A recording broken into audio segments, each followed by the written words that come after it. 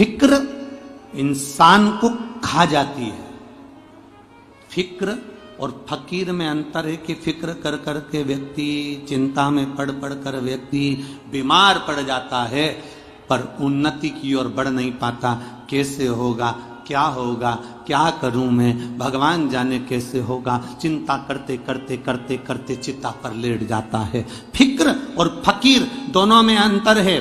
फिक्र इंसान को खा जाती है और फकीर एक साधारण सा सहज संत साधु सन्यासी तपस्वी साधक उपासक, एक फकीर एक जो साधारण सा भिक्षा मांगकर अपनी जिंदगी जी रहा है, इसमें और फिक्र में अंतर है। फिक्र इंसान को निगल जाती है और फकीर फिक्र को निगल जाता है, उसको कोई फिक्र नहीं होती।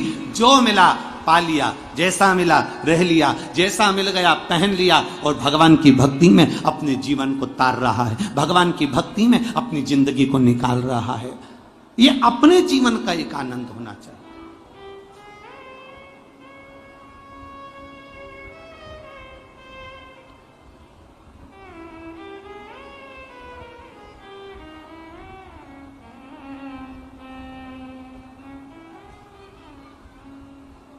गरुड़ पुराण किस किसने पढ़ी है? जम के जरा हाथ उठाइए जिसने कभी गरुड़ पुराण, जो पंडित जी बाजते हैं छोटी सी गरुड़ पुराण, वो नहीं, किसी के मरने पर बजती है वो नहीं, पूरी गरुड़ पुराण अगर कभी पढ़ी हो तो गरुड़ पुराण के अंतर्गत कभी मौका मिले तो पढ़िएगा, सुनिएगा। वो गरुड़ पुराण नहीं जो पंडित जी छोटी सी बात देते हैं, किसी के मरने पर 10 दिन में पूरी कर देते हैं, वो गरुड़ पुराण नहीं। गरुड़ पुराण पूरी जिस दिन मौका मिले किसी ब्राह्मण के मुख से सुनना या कभी पढ़ना, उस गरुड़ पुराण में लिखा है, उस गरुड़ पुराण के अंतर्गत वर्णन आता। शंकर के मंदिर के बाहर ओटले पर, शंकर के मंदिर के दरवाजे पर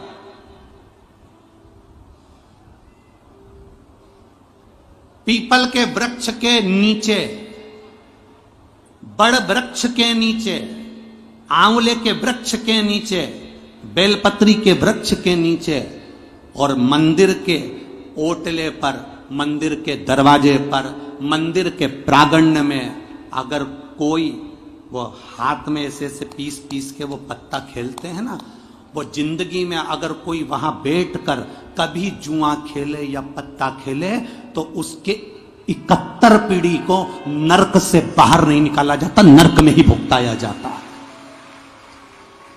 उसकी 71 पीढ़ी नरक के अंदर पड़ी रहती है। वो कभी जिंदगी में चाहे कितना भी ब्राह्मण को भोजन करा ले, चाहे कितना भी वो पिंडदान कर ले, गया जी का दान करिया है, तर्पण करिया है, तिलांजलि दिया है, ब्रह्म कपाली करिया है, चाहे वो कितना भी अंतिम संस्कार कर दे और चाहे 12वां अच्छा करे चाहे 13वां अच्छा करे, कितना भी ब्राह्मण को जिमा ले, तो भी उसकी पीढ़ी तरती नहीं है।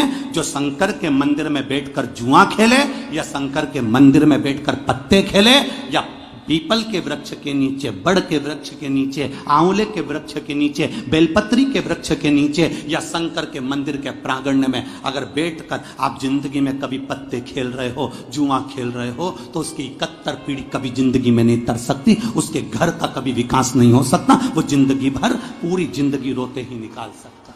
ये अब आज के जमाने में ग्रामीण क्षेत्र में जाकर अगर आप बोलोगे तो गांव के लोग हंसते हैं। हम निवेदन करना चाहेंगे, जिसका घर मंदिर के पास में होता है, जिसका घर तुम्हें लग रहा है कि तुम्हारे घर के पास में ये पीपल के पेड़ है और पीपल के पेड़ के नीचे लोग पत्ते खेलने बैठते हैं, तो फर्ज तुम्हारा बनता है, तुम पास में रहते हो, जैसे ही तुम्हें मालूम पड़े कि 4 बजे पत्ता खेलने आएंगे तो 3 बजे पूरे फर्श पे पानी ढोल दो,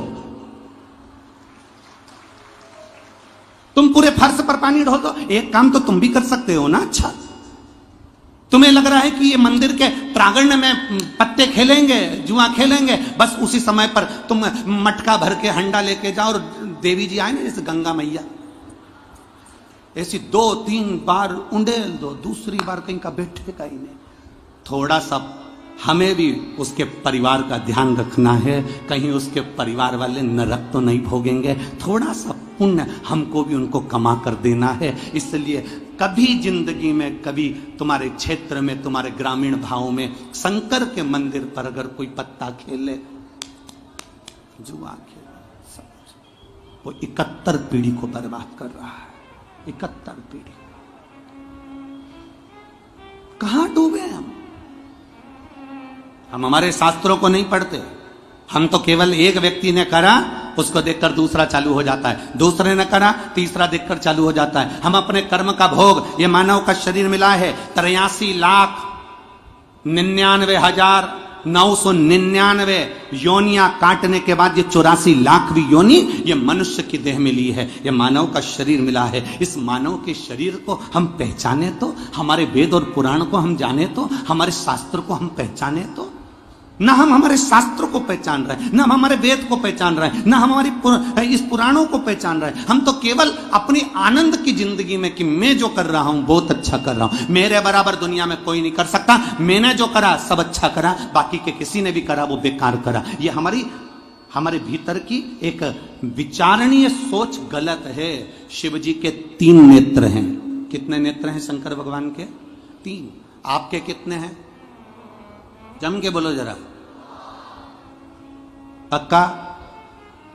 अगर शंकर भगवान पृथ्वी पर रहते हैं, मृत्यु लोक के देवता शिव जी हैं, शंकर भगवान के अगर 3 नेत्र हैं तो जितने संसार में पृथ्वी पर मनुष्य ले रहे हैं इनके भी 3 नेत्र हैं। शंकर भगवान के 3 नेत्र में से एक नेत्र जब खुलता है तो कामदेव जलकर भस्म हो जाता है। शंकर का तीसरा नेत्र खुलता है तो दुष्ट जलकर भस्म हो जाते हैं। ये 3 नेत्र अगर शिव जी के हैं तो हमारे भी 3 नेत्र हैं। पहला नेत्र जिससे हम अपनी अच्छाई देखते हैं, मैंने जो करा बहुत अच्छा करा, मेरे बराबर कोई नहीं कर सकता। दूसरा नेत्र जिससे हम अपने घर की अच्छाई देखते हैं, मेरे परिवार ने करा बहुत अच्छा करा, मेरे कुल में करा बहुत अच्छा करा, मेरे पिता ने, मेरे बेटे ने, मेरी बेटी ने, मेरे रिश्तेदार ने करा बहुत अच्छा करा। और तीसरा नेत्र जो शंकर भगवान का मध्य में है, ऐसा तीसरा नेत्र परमात्मा ने सबको दिया है। जब वो तीसरा नेत्र से देखता है तो हमेशा बस एक ही काम करता है, दूसरे की बुराई देखता है, अच्छाई कभी नहीं देख सकता। और जब जब वो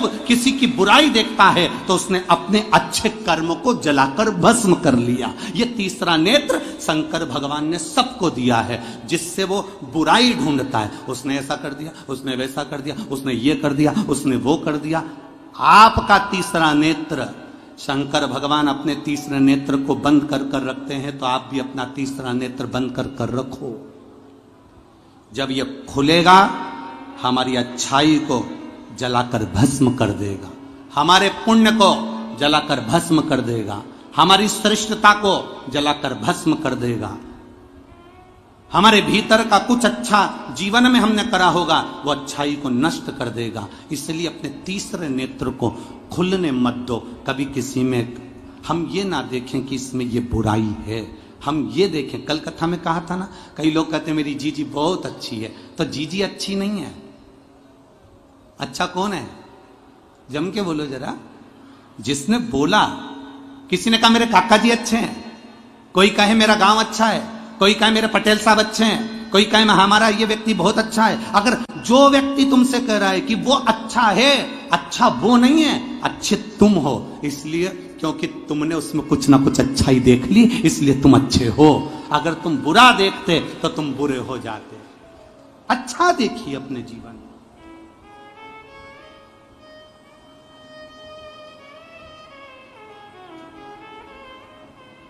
शंभु शरणे पड़ी मांगू घड़ी रे घड़ी, दुख का दया करी ने दर्शन। ये हमारे ऊपर है, हम अच्छा देख रहे हैं, बुरा देख रहे हैं। ये हमारे ऊपर है, हम कैसा कर्म कर रहे हैं। हमारे ऊपर है, हम क्या ग्रहण कर रहे हैं।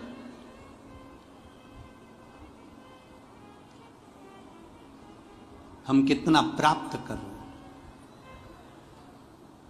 आज एक व्यक्ति ने, कल रात्रि की बात है, कल शाम को जब हम 5 दिन की कथा होती है तो 5 दिन की कथा में 2 दिन हम शुरू के किसी से नहीं मिलते, ये आपको भी मालूम है। 5 दिन की कथा में जो पीछे के 2 दिन रहते हैं बस उसी में हम लोगों से मिलते हैं, बाकी के हम मिलते नहीं। 7 दिन की कथा में जो शुरू के 4 दिन होते हैं हम उसमें किसी से नहीं मिलते, चाहे कोई भी हो, हमारा मिलना नहीं होता, क्योंकि इस शरीर के लिए भी भजन करना जरूरी है। आप भी भजन करो, हमें भी करने दो, आप भी नाम जप करो, हमें भी करने दो, आप भी स्मरण करो, हमें भी करने दो। तो हम नहीं मिलते।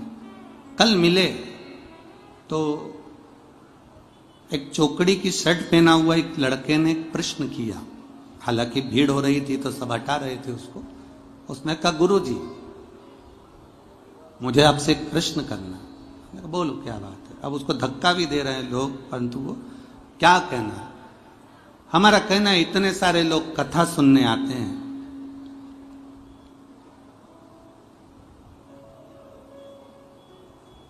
क्या सब कथा को अपने अंदर उतार लेते हैं? क्या सब शिव महापुराण की कथा को अपने भीतर उतार लेते हैं? क्या सब शंकर की भक्ति को अपने अंदर उतार लेते हैं? हमने उस बच्चे से उस समय तो नहीं कहा, पर वो बच्चा अगर यहां बैठा हो तो अवश्य सुनना। 2 बातें अपनी जिंदगी में उतारिएगा। एक, शक्कर को रेत के ढेर में डाल दो और रेत में उस शक्कर को मिला दो। चींटी जो होती है ना, वो रेत को नहीं लेती, किसको लेती है? जम के बोलो जरा। शक्कर को ले लेती है, चीनी को ले लेती है। चींटी चीनी को, शक्कर के कण को उठा लेती है। रेत में मिली हुई शक्कर चींटी केवल शक्कर को उठाती है। उसी तरह जो शंकर के भक्त होते हैं चींटी की तरह होते हैं, वो शिव की कथा को उठा लेते हैं।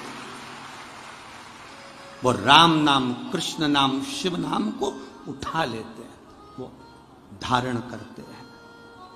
और दूसरा, अपने भीतर उतारिएगा। पानी का जो हंडा होता है, मटका होता है, घगरा होता है, वो नल के नीचे सीधा लगाओ चाहे उल्टा लगाओ। सीधा लगाया तो भर जाएगा और उल्टा लगाया तो नल के नीचे जब तक रखा है तब तक वो ठंडा बना रहेगा। उसी तरह कथा आपके अंदर प्रवेश कर रही कि नहीं कर रही, आप कथा को अपने अंदर भर रहे कि नहीं भर रहे, कुछ अच्छा ग्रहण कर रहे कि नहीं कर रहे, कोई बात नहीं। पर कथा के पंडाल में अगर आप पहुंचे हो, अगर आप सीधे खड़े हो तो कथा अंदर प्रवेश कर जाएगी, अंदर चली जाएगी। और अगर उल्टे खड़े हो, कथा नहीं भी जाएगी। कम से कम 3 घंटा तुम झूठ तो नहीं बोलोगे, कपट तो नहीं करोगे, बेईमानी तो नहीं करोगे। आप खुद अनुभव करो कि 3 घंटे कथा में पहुंचने के बाद मोबाइल बंद हो जाता है। 3 घंटे कथा में पहुंचने के बाद तुम फालतू की बात नहीं करते। 3 घंटा कथा में पहुंचने के बाद तुम्हारा फालतू लड़ाई नहीं होती, झगड़ा नहीं होता, विवाद नहीं होता, तुम किसी को गाली नहीं देते। 24 घंटा गाली देने वाला भी कथा के 3 घंटे मुंह से गाली नहीं निकाल सकता, क्योंकि वो बैठा है, किसको देगा? कोई झगड़ा करेगा फालतू का। तो 3 घंटे कम से कम तुम मौन हो, 3 घंटे कम से कम तुम अपशब्द नहीं कर रहे, 3 घंटे तुम्हारे मुंह से गलत विचार नहीं आ रहे, 3 घंटे तुम कुछ गलत नहीं कर रहे। तो ये सोचो कि नल के नीचे मटका रखा है, कम से कम ठंडा है, बस इतना ही काफी है। जितनी देर बैठे उतना भजन काफी है तुम्हारे लिए। वो अंदर प्रवेश करे ना करे, कथा अंदर जाए ना जाए। कोई तुमसे पूछे, इतनी भीड़ हो रही है, लोग रोडों पर बैठे हुए हैं, 5 पंडाल भरे पड़े हैं, सब जगह भीड़ भीड़, कहां जाए तू? नहीं, मैं तो जाऊं। क्या करेगी वहां जाके? टीवी पे सुन ले। नहीं, मैं तो जाऊं। नल के नीचे मटका रखा है, वो सीधा हो चाहे उल्टा। सीधा है तो भरा जाएगा, उल्टा है तो ठंडा रह जाएगा। उतनी देर उसको शीतलता मिलेगी। शीतलता मिली कि मेरे महादेव को मिलने में देरी नहीं लगेगी, वो मिल जाएगा, मेरा शंभू मिल जाएगा।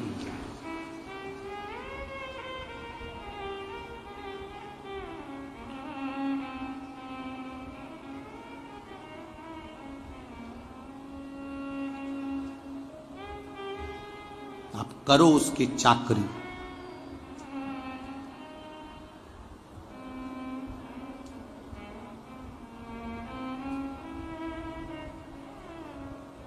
आप करो शंकर का गुणगान।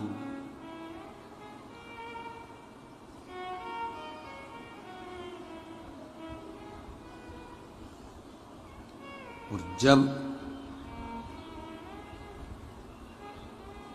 आप शिव की भक्ति में रमते हो, जब मुख से राम नाम, कृष्ण नाम, शिव नाम निकलता है, आपको लगता है कि आप शिव नाम ले रहे हो, आपको लगता है कि आप राम नाम ले रहे हो, आपको लगता है कि आप कृष्ण नाम ले रहे हो। नहीं, राम मेरे कृष्ण, मेरे राम, मेरे शिव आपको याद करते हैं, तब हमारे मुंह से राम कृष्ण और शिव निकलता है, निकल ही नहीं सकता। क्या है ये इतना इतना आप लोग बैठकर जपते रहते हो, श्री शिवाय।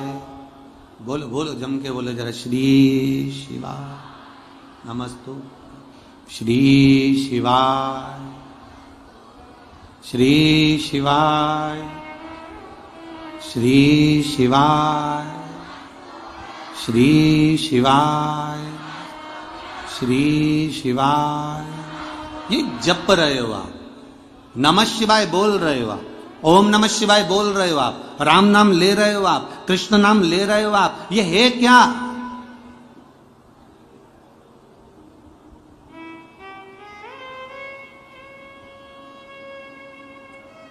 क्या है ये?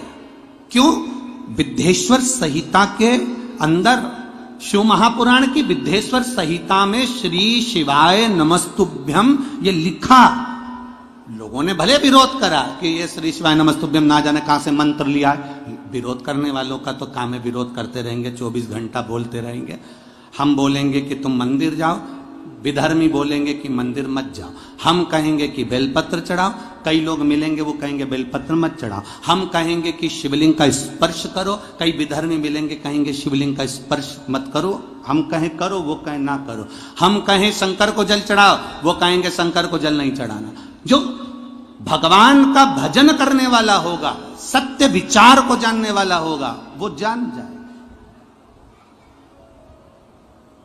शिव महापुराण की विद्धेश्वर संहिता में श्री शिवाय नमस्तुभ्यम, कभी मौका मिले तो अपने घर में गीता प्रेस गोरखपुर की शिव पुराण लाकर पढ़िएगा। उसमें लिखा है श्री शिवाय नमस्तुभ्यम बोलने वाले का केवल मुख का दर्शन कर लो तो हमारे 1000 अश्वमेध यज्ञ का फल प्राप्त हो जाता है, और कितने भी पाप करे हो वो नष्ट हो जाते हैं। यह विद्धेश्वर संहिता में लिखा है। क्या है ये? तो कहा श्री शिवाय नमस्तुभ्यम, ओम नमः शिवाय, नमः शिवाय, राम नाम, कृष्ण नाम, ये सब हमारे जो गुरुओं ने हमको दिए हैं।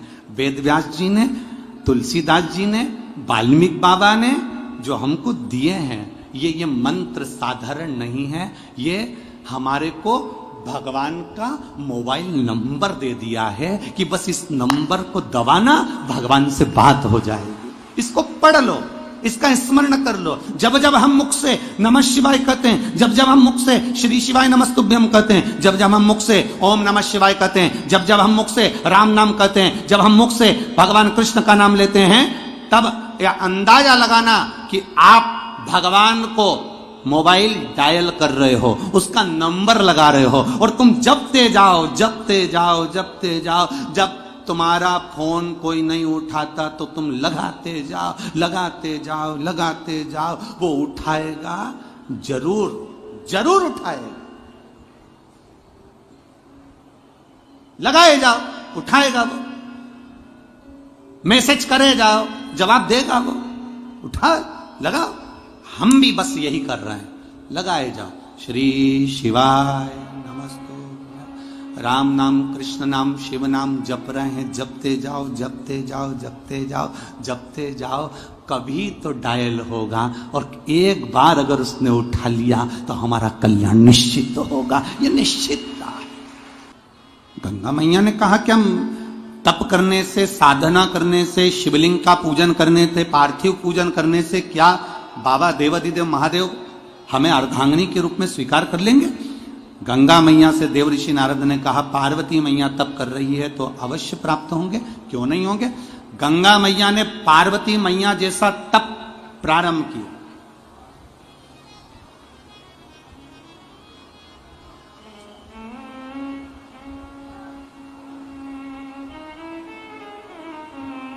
अब ऐसा तप मां गंगा कर रही है, ऐसा तप कर रही है, तेज शिव महापुराण की कथा राजगढ़ को चल रही है।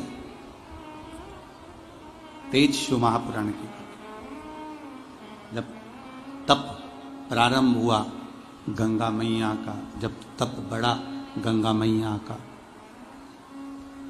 पार्वती जी के पास सूचना पहुंच गई, मां जगजननी के पास खबर पहुंची कि पार्वती तुम्हारी जो बड़ी बहन है गंगा, वो गंगा शंकर की आराधना कर रही है और उसकी आराधना करने का जो तरीका है बिल्कुल तुम्हारे जैसा है। तुम जैसे आराधना कर रही हो वैसे ही गंगा आराधना कर रही है। अच्छा, पार्वती जी ने विचार करा कि शिवजी या तो मुझे अर्धांगिनी बनाएंगे या गंगा को अर्धांगिनी बनाएंगे, अब दोनों का तप बढ़ा है तो करा क्या जाए। तब पार्वती जी ने विचार करा भी एक काम करती हूं कि गंगा आराधना छोड़ दे, ऐसा कुछ करा जाए।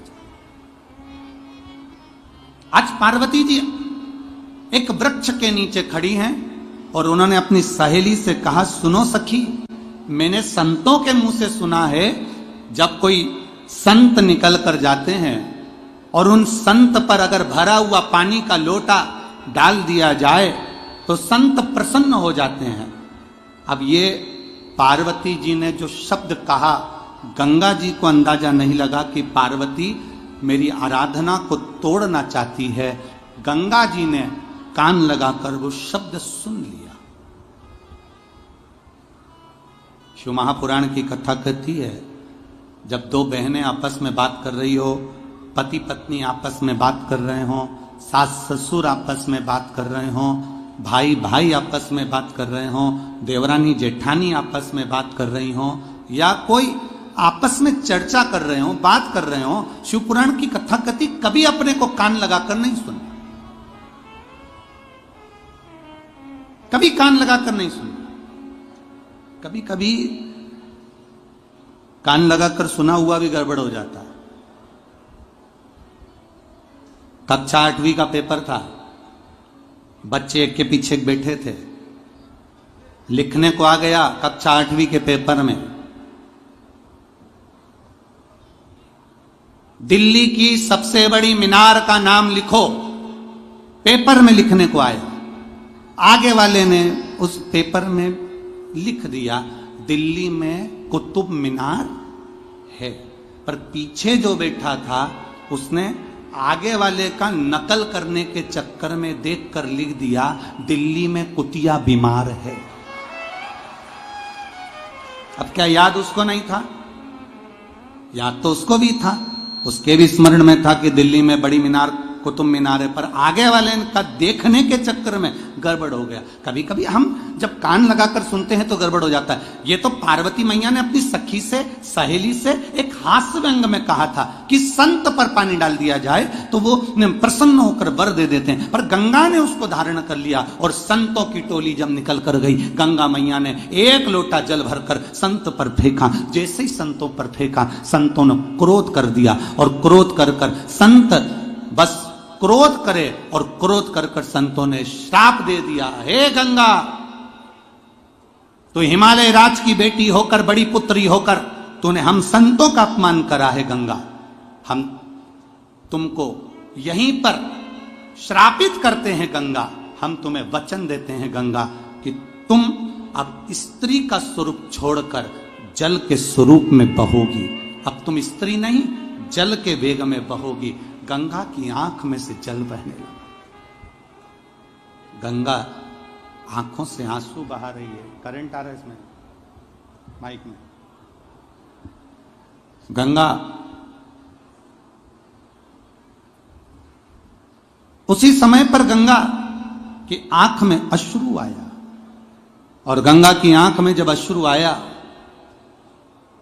जब गंगा की आंखों में जब अश्रु आए, गंगा की आंख में जब अश्रु चला, तब क्रोध में आ गई गंगा, और गंगा क्रोध में आकर उसी समय पर पार्वती के पास पहुंची और पार्वती से जाकर कहा, पार्वती तूने मेरे साथ अच्छा नहीं करा।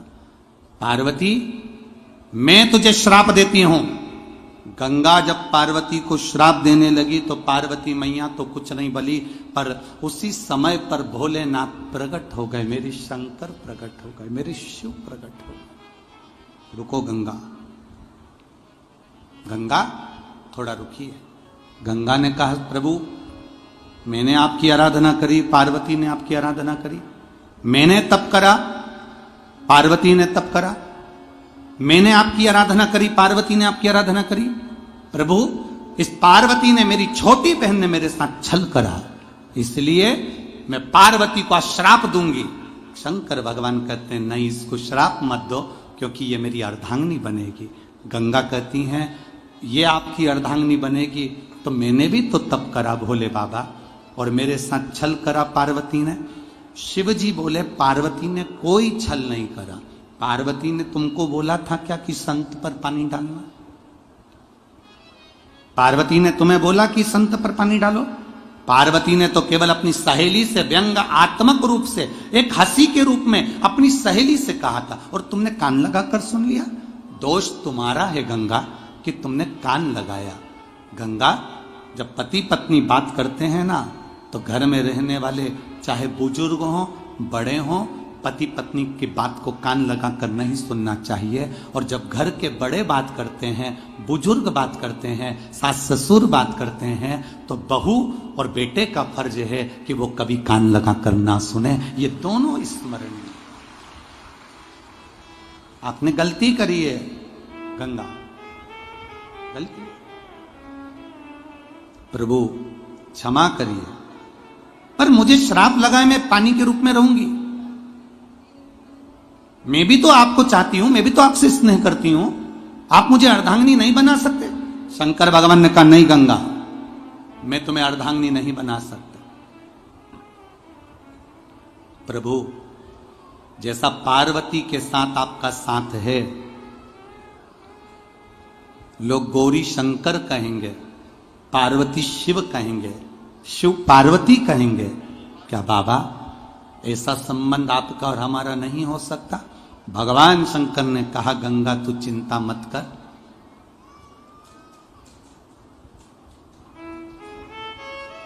मेरा तेज, तेज शिव महापुराण की कथा का वर्णन है, मेरा तेज स्वयं अग्निदेव सूर्यदेव की साक्षी में तुम्हारे जल में ला कर देंगे। पार्वती माता के गर्भ से संतान नहीं, गंगा जब मेरा तेज तेरे जल में पहुंचेगा, उस जल से मेरे 6 पुत्र जन्म लेंगे, जिसका नाम षडानंद कार्तिकेय होगा। प्रभु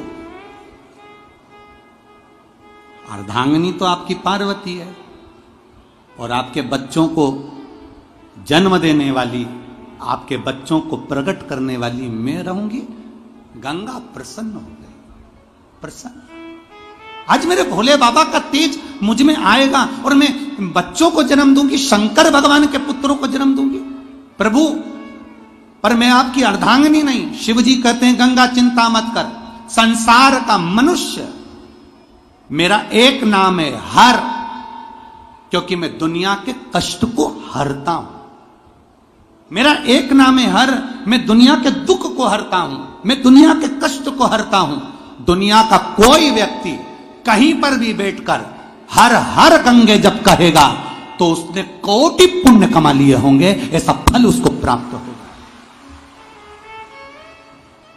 एक बार आप भी जरा सावन के महीने में, पहले तो हम आशीष तिवारी जी को धन्यवाद दे दें कि वो गंगा मैया को हरिद्वार से लेकर राजगढ़ तक लाए, उसके लिए एक बार जोरदार ताली। बहुत बहुत साधुवाद, बहुत बहुत साधुवाद। और पूरे राजगढ़ की माताओं को यह सौभाग्य प्राप्त हुआ कि कलश यात्रा में, कलश में गंगा जल और वो गंगा जल आप देवाधिदेव महादेव को चढ़ाई, ये पूरे राजगढ़ को सौभाग्य प्राप्त हुआ। बहुत बहुत साधुवाद महाराज, बहुत बहुत साधु। तो एक बार बड़े भाव से बोलिए हर हर गंगे। ये गंगा और हर का संबंध है महाराज, क्योंकि देवाधिदेव महादेव ने अपना तेज गंगा महारानी को दिया। गंगा जी की जल की धार से अब देखिए, माता पार्वती जी के तन से तो उपटन से केवल एक पुत्र हुए। क्या नाम था उनका? जम के बोलो जरा। गणेश। कोई पूछ रहा था पार्वती जी कौन सा उपटन लगाती थी, तो हमने पूछा क्यों? नहीं, हम पूछ रहे हैं वो बेसन मिला के लगाती थी क्या, कि आटा वाला लगाती थी? अब एक बात अच्छे से सुन लो, पार्वती जी ना तो बेसन का उपटन लगाती थी, ना आटे का उपटन लगाती थी, ना चंदन का उपटन लगाती थी। माता पार्वती जी तो जो गाय होती है, गाय का जो गोबर होता है, उस गोबर का उपटन माता पार्वती जी अपने तन पर लगाती थी। गाय के गोबर का उपटन माता पार्वती जी ने अपने शरीर पर लगाया, इसलिए पार्वती जी के तन से जो गोबर को उतारा गया, गाय के गोबर का जो उपटन उतारा गया, उसका जो पुतला बना, उसको गोबर गणेश कहा गया। कौन सा गणेश है? ये सबसे पहला गणेश है, गोबर गणेश। सबसे पहला पुतला बना था गणेश जी का, तो गाय के गोबर से बना था। इसलिए हमारे गांव की माताएं आज भी शादी ब्याह में पीतल की मूर्ति मंडप में नहीं रखे, पूजन में नहीं रखे,